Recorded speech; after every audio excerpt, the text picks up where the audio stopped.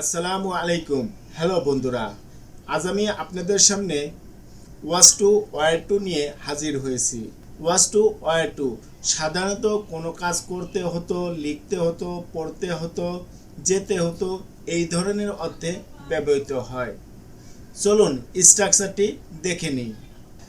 স্ট্রাকচারটি হচ্ছে subject plus was to were to plus verb one plus object হাবাদক অর্থে। যেমন আমাকে ইংরেজি শিখতে হতো, I was to learn English.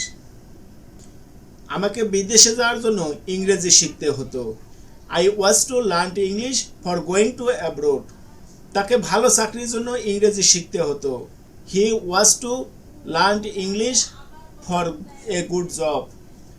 আমাকে রাজশাহী যেতে হতো আম খাওয়ার জন্য, I was to go two Rajshahi for eating mango.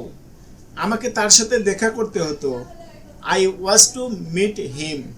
আমাকে নিউ মার্কেট যেতে হতো, I was to go to New Market. তাকে অফিসে যেতে হতো, he was to go to office.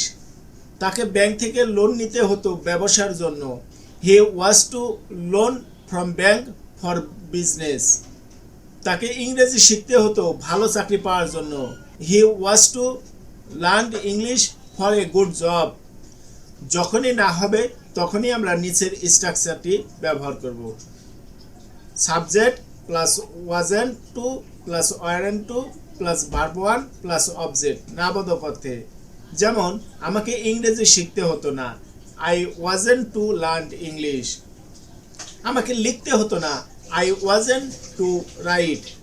আমাকে পড়তে হতো না, আই ওয়াজেন টু রিড। আমাকে যেতে হতো না, আই ওয়াজেন টু গো। আমাকে রান্না করতে হতো না, আই ওয়াজেন টু কুক। আমাকে নির্বাচন করতে হতো না, আই ওয়াজেন টু সিলেকশন। আমাকে হাসপাতালে যেতে হতো না, I wasn't two go two hospital. আমাকে মিথ্যা বলতে হতো না, I wasn't to tell A lie.